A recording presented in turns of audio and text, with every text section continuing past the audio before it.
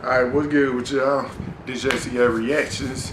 I'm John, and I'm about to get into the last death battle of the day. About to react to Carnage vs. Lucy death battle. Y'all already know the original link is in the description box below. Y'all want to check it out without my commentary or whatnot. Right now, I got my money on Carnage. It seemed like a dope character, but you never know who might win, so I'm gonna wait till the stats are over. But go ahead and get into the video. So without further ado, about to give out this content strictly for me to you. Let's get it.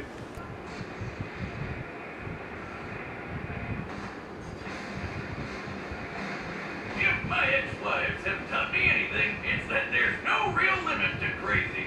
Like Carnage, Marvel's dangerously insane psychopath. Or Lucy, the messed up murder lady from Elfin Live. Elfenlied. It's German. Yeah, whatever. He's whizzing on boomstick. And it's our job to analyze their weapons, armor, and skills to find out who would win a death battle. Might be Carnage or Lucy. You Didn't never have know. the chance to be a well-adjusted adult because his entire family was already crazy. While Cletus was just a boy, his father got sent to jail for killing his mother.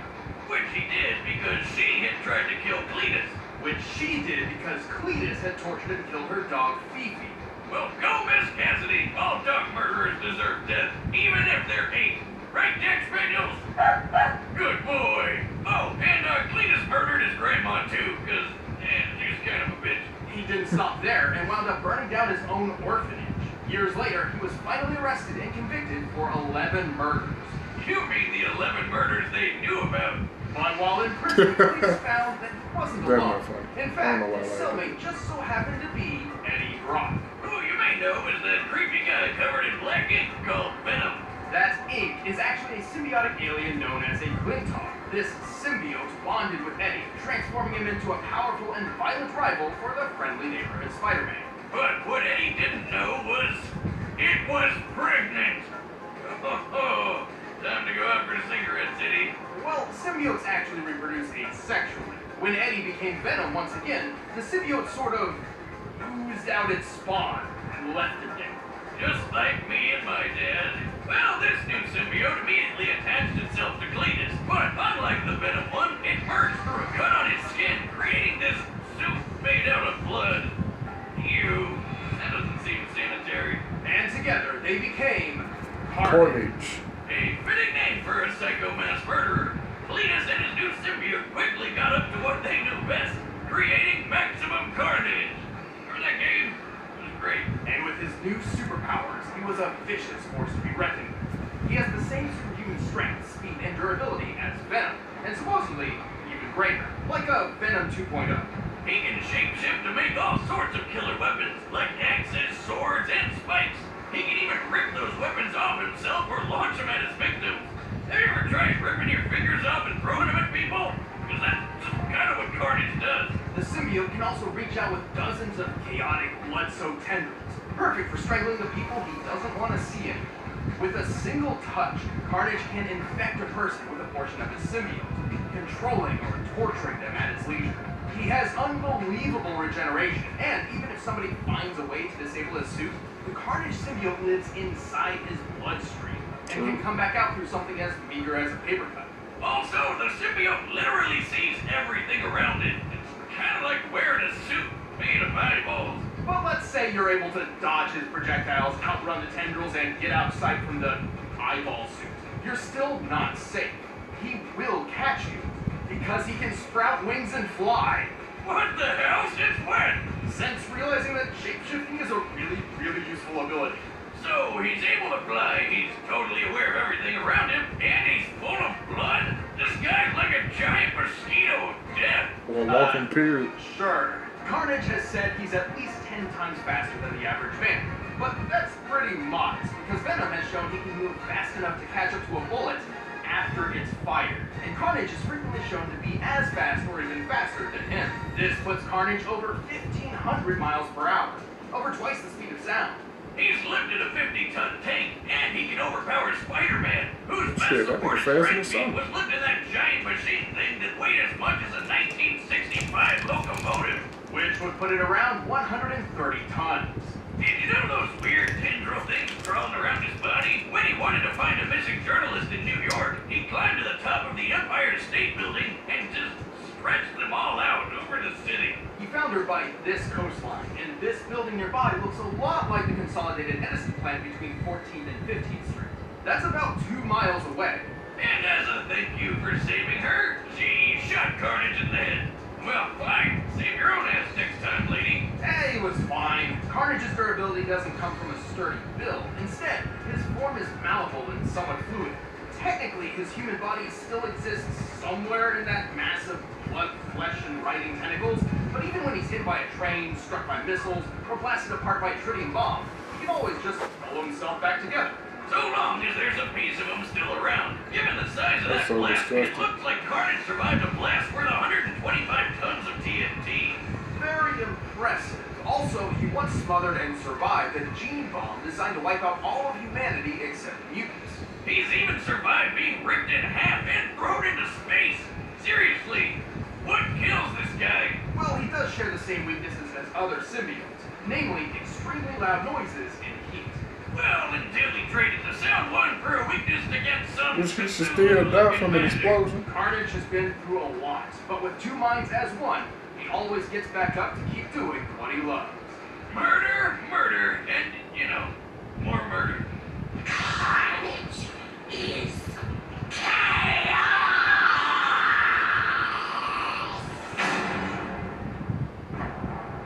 There are some mysteries the world holds which no one is meant to know. Alright, what's Every over day, with the something Lucy picture? somewhere comes ever closer to destroying everything you hold dear. One such secret is the diclonine. No big deal. They're just a race of crazy people who want to infect human beings to make more diclonine and then wipe out all of humanity. Oh, look at the cute little hordes. They look like kitty ears. To accomplish this, the diclonine would have to rely on their queen, Carnage, better known as Lucy. Luckily for everyone, some important people figured this out and captured her. And now it's time for your only warning. Right, Lucy's methods, let's just say they're not for the faint of heart. And let's also say that those lucky important people are about to get very, very unlucky.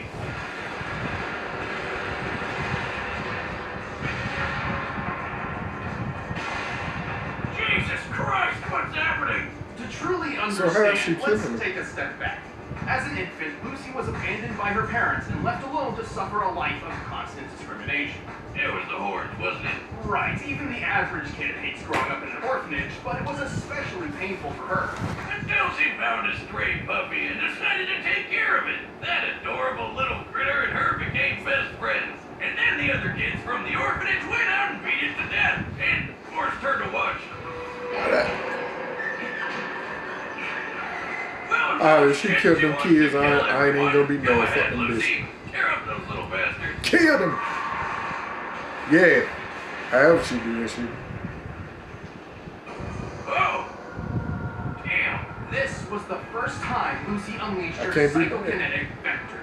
As a Diclonius queen, Lucy is meant to use these vectors to infect ordinary human beings with the Diclonius virus. Oh, but she uses them for so much more. For simplicity's sake, think of the vectors as invisible arms which can sprout from Lucy's back.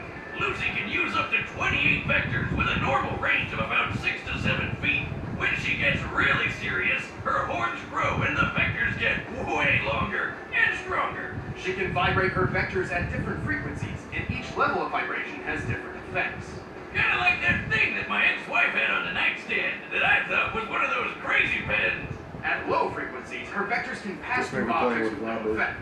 At a medium frequency, the vectors become solid, like extendable hands, while still completely invisible. These can be used as shields and lift heavy objects.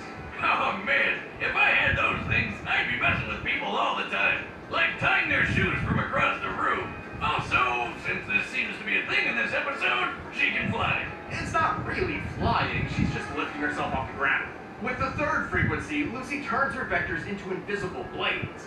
These can cut through people and bend metal. And with the last and highest frequency, Lucy gets explosive. No, really, at this level, they finally become visible and can strike So with since a y'all force talking to about detonate. frequencies, Damn. If this can They don't make call sound, this then chick the queen yeah, for Carnage nothing. can lost. Unfortunately, Lucy If is not, not always in then I don't control know. of what she does. Turns out she has developed several alternate personalities. Yeah, getting shot in the head can do that to you. That injury specifically created Mew, a passive, almost childlike persona which exists as a coping mechanism for Lucy's trauma.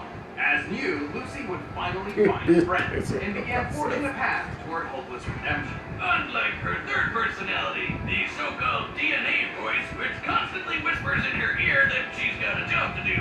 Kill them all, Lucy, before they hurt more puppies. She could do it too. Lucy's fast enough to block bullets from a point-blank range. And once, she actually saved herself from a bullet after she had already been shot. As in, while the bullet was traveling between her skin and her heart. It looks like she's getting shot by an MP5, which fires bullets at nearly 900 miles per hour. With her body type, the distance between Lucy's skin and heart is less than an inch, probably around 2.4 centimeters. Given the bullet speed and the distance her vector would have to reach from her back before the bullet hit her heart, her vector had to move nearly 1,900 miles per hour. That's over twice the speed of sound. She can throw a pen through a guy's skull. Brutal. And even toss this giant boulder. When compared to this guy, Bando, whom we know is 6 feet tall, we can determine the boulder weighs about 75 tons. Her vectors are also tough enough to block a missile from the Air Force. While the exact model of missile is unspecified, it is fairly large and likely an air-to-surface type. I bet it's one of the Air Force's slams or standoff landed Probably type same one they built off the use. back of the Navy's But you Harpoon know missile. what? I In ain't fact, gonna the talk about Harpoon it. is used against a different Cyclonius at one point. So this beast slammed into her vector at 500 miles per hour with a 1,000-pound explosive yield, and it didn't even phase her. Even without a vector shield, she survived a pretty nasty explosion herself. Though it did knock her out. Impressive, but how about the time she punched through an island? A strike literally compared to nuclear fusion.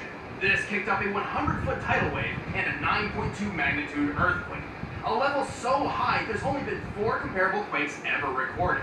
Her vectors can be as wide as buildings and reach into outer space, except that's about when Lucy reaches her limit.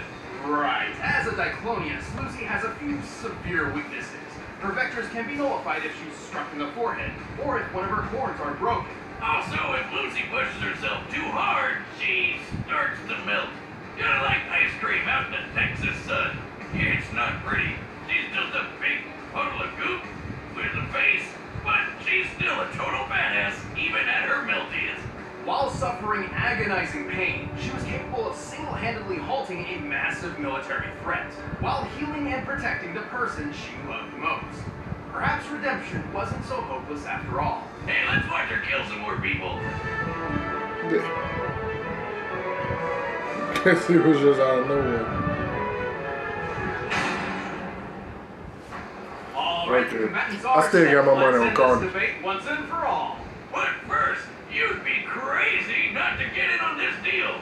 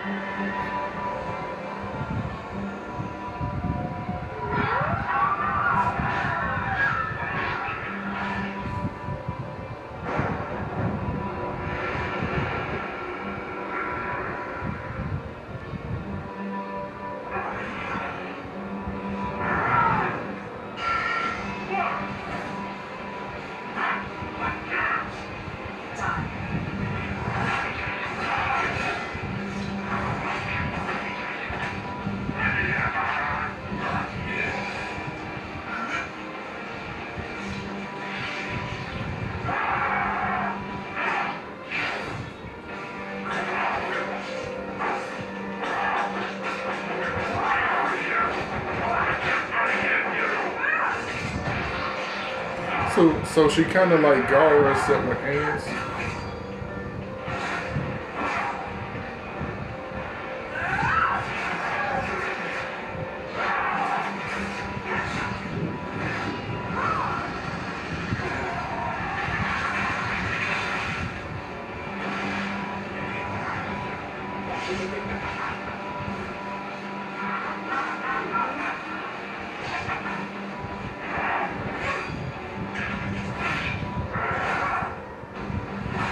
Or is he actually coming?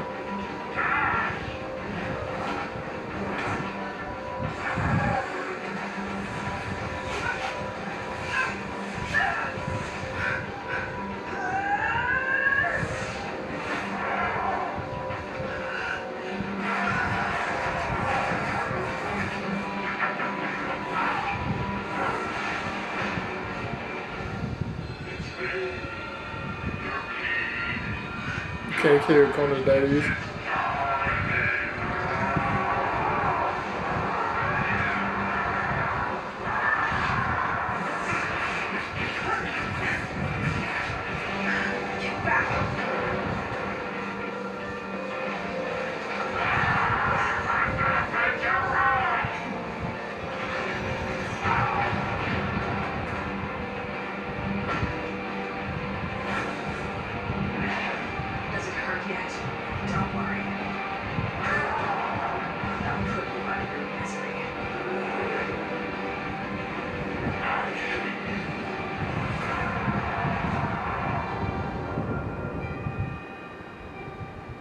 So what? Come on, man. Come on, man. First those kids in the orphanage, then deleted. Lucy really hates dog killers. For good reason. Carnage was a challenging opponent. It was incredibly difficult for Lucy to deal any lasting damage against it. He had the durability advantage in the bag, though Lucy fighting as a puddle proved she could take a lot of pain and keep on fighting. Sadly, Carnage came up short in pretty much everything else. Right, Carnage was tough, but not invincible. Even his surviving that G-bomb isn't quite as impressive as it sounds, since he had no other feats to even remotely back up planetary-level durability, and the bomb was more akin to a biological weapon anyway. While Carnage's tendrils could pass speeds of Mach 2, Lucy's vectors once reached into outer space, by timing her accompanying monologue and comparing the longest vector's length to the curvature of the Earth. It's clear she reached over 2,400 miles in 20 seconds max. Way longer than Carnage's 2-mile feat. All this means her vectors were moving at least 440,000 miles per hour, more than 500 times the speed of sound, and 250 times faster than Carnage. Good luck getting past that. And this was really the biggest hurdle. With Lucy's ridiculous speed and Carnage's healing powers, it all boiled down to one thing. Who could hit the killing blow first? I mean, Carnage could respawn from scraps, so the only way to beat him for good was to totally vaporize him. And Lucy had the perfect answer to that. Remember that time she hit an island so hard she caused a 9.2 magnitude earthquake and a 100-foot tall tidal wave? Such a feat would require an enormous amount of explosive energy, approximately 31,000 tons of TNT, similar to the bomb that hit Hiroshima. It's literally compared to nuclear fusion in the Elfenlied manga. Elfenlied, it's German. The point is, in order to beat Carnage for good, Lucy needed to totally obliterate him, and she could do that. The heat produced within the initial impact of a nuclear explosion can reach temperatures up to 180,000 degrees Fahrenheit, more than 18 times hotter than the surface of the sun. And to top it off, heat was Carnage's biggest weakness. Even if Lucy's explosive force was just a fraction of this, it would still have been far too much for him. She just needed to smack him before he could power through her vectors, which chances were pretty slim for that happening anyway, because there's a bunch of them and they're so damn fast. Hitting Carnage with a big explosion punch was way easier. Radius and his symbiote may have had the endurance, but Lucy's space-worthy speed, overwhelming presence, and nuclear strength won the day. She dealt the carnage needed for a total victory and took the lead. There, I said it right, Wiz. Happy? The winner is Lucy. Thanks for watching. And if you enjoyed the fight, you can get a first membership and watch our commentary by clicking that box. Next. Thank you, Chad. And if you want the battle music from this episode, you can get it in the link in the description below. You're not Chad. Who done this one? We got Optimus Prime. Optimus versus Gunner. Okay. Alright, y'all, that my reaction to Lucy versus Carnage. Obviously, I picked the wrong one, but hey, that's the purpose of a death battle. You win some, lose some, I think, bitch. That's alright. If y'all had any differences on how the death battle should have went, let me know in the comment section below. Also, let me know what else y'all want me to react to. And last but not least, if y'all like this reaction, like, comment, subscribe, or whatnot. See y'all next time. Peace.